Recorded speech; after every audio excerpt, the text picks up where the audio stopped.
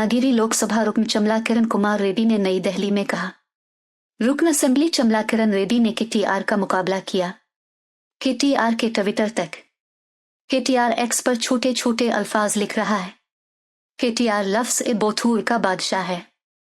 अगर आप गूगल में टाइप करें कि मुल्क में बूटों का लीडर कौन है तो आपका नाम आएगा केसीआर। केटीआर यूट्यूब पर माजी में की बोली जाने वाली ज़बान देखें। रेवंत रेड्डी की ज़बान लोगों पर मुनहसर है। सीएम रेवंत रेड्डी इस तरह कह रहे हैं कि लोग समझ सकते हैं कि अगर आप आपके बारे में बात करना चाहते हैं तो आप अपनी ज़बान में बात करेंगे तो आपको समझ आ जाएगी। लोग समझ गए कि अपनी रियासत को कैसे लूटा और कर्ज में डाला और 2023 के असेंबली इंतखाबात में आपके गाल पर थप्पड़ मारा। अपने 2024 के लोकसभा इंतखाबात में सिफर दिया था। कंटोनमेंट के ज़िमनी इंतखाबात और जुबली हिल्स के ज़िमनी इंतखाबात में अवाम ने आपको अक्ल दी है। उन्होंने आपको पंचायती इंतखाबात में शिकस्त दी है। अब वो बल्दियाती इंतखाबात में बकवास कर रहे हैं। रेवंत रेड्डी के सीएम बनने के बाद वो पिछले 2 सालों में रियासत को तबाही में लाने की कोशिश कर रहे हैं। केसीआर खानदान ने अपने घर के 5 लोगों को ये कहकर 5 नौकरियां दी हैं कि हर घर में एक नौकरी है। तेलंगाना के लोगों को केसीआर खानदान पर तवज्जो देनी चाहिए। अवाम इस बकवास पर तवज्जो न दें कि आने वाले हफ्तों में बीआरएस चोरों का टोला गलियों में बोलेगा। अवाम हम पर एतमाद करें और बल्दियाती इंतखाबात में हमें कामयाब कराएं। 5 साल बाद अवाम जज बनेंगे। अगर म्यूनिसिपैलिटी और कॉरपोरेशनों को तरक्की करनी है तो वो चाहते हैं कि कांग्रेस जीते। सिर्फ ट्वीट्स और ट्वीट्स पोस्ट करने से कुछ नहीं बदलेगा।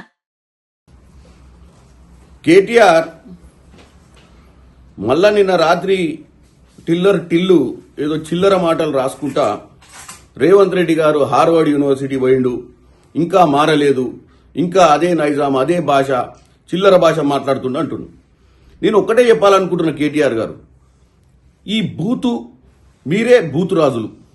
ఈ బూతులు ఈ చిల్లర మాటలు ఈ భారతదేశంలో గూగుల్లో కొట్టిన ఎవరు నాయకుడు దీనికంటే మీ నాయన పేరే వస్తుంది. ఒక్కసారి నువ్వు యూట్యూబ్ని నువ్వు కొట్టి చూసుకో మీ నాయన మాట్లాడిన మాటలు గతంలో.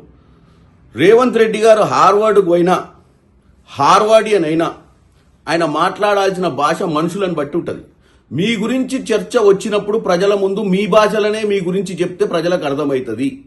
ఎందుకంటే మీరు నేర్పిన భాషనే నాయన ఇది.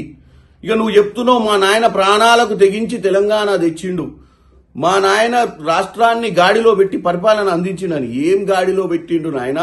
మీరు రాష్ట్రాన్ని ఏ విధంగా దోచుకుర్రో, మిగులు రాష్ట్రంగా ఉన్న రాష్ట్రాన్ని ఎలా అప్పుల రాష్ట్రం దిశగా తీసుకుపోయిర్రో ప్రజలందరూ చూసిరు. కాబట్టే మనని 23ల తర్వాత 24 లోక్సభల తర్వాత కంటోన్మెంట్ ఎన్నికలల్లా తర్వాత జూబ్లీహిల్స్ ఎన్నికలల్లా తర్వాత గ్రామ పంచాయతీ ఎన్నికల 5 సార్ల చెంప మీద లాగి 5 ఏళ్లతోటి కొడితే కూడా మళ్ళా ఇప్పుడు వచ్చి మున్సిపల్ ఎన్నికలు వచ్చినాయని చెప్పి చిల్లర వల్లర మాటలు మాట్లాడుతున్నాం. రేవంత్ రెడ్డి గారు 2 ఏళ్ళు ఇక్కడ సంపూర్ణంగా అధికారంలో ఉండి వీలైనంత మటుకు రాష్ట్రాన్ని గాడిలో పెట్టే ప్రయత్నం చేస్తుండు. తెలంగాణ ప్రజలు అర్థం చేసుకోవాలి.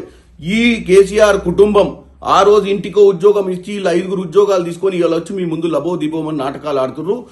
ఈ దొంగల మూట ఈ రానున్న వారం రోజులలో ప్రతి గల్లీలో చిల్లర మాటలు మాట్లాడతారు. పట్టించుకోవద్దని తెలంగాణ ప్రజలకు చెప్తున్నాం. మేము మా మీద నమ్మకం పెట్టుకొని మీరు మమ్మల్ని గెలిపించిర్రు. మున్సిపల్ పోల్స్లలో కూడా మీరు గెలిపియండి. ఎందుకంటే పంచాయతీలో గెలిపించిర్రు, మున్సిపల్ పోల్స్లో గెలిపించిర్రు, పార్లమెంటుకు మమ్మల్ని పంపించిర్రు, వాళ్ళ గుండు సున్నా ఇచ్చిర్రు. ఈ రోజు మా బాధ్యత మేము సక్రమంగా పరిపాలించాలంటే మీ నమ్మకం మా మీద కావాలి. నిజంగానే 5 ఏళ్ల తర్వాత మేమేమి చేయలేని పరిస్థితి వస్తే మీరే న్యాయ నిర్ణేతలు. అంతే తప్ప వీళ్ళు రాత్రి పగలు ట్విట్టర్లలో టిల్లుగాళ్ళు పెడితే దీంతో ఒరిగేది లేదు, తరిగేది లేదు.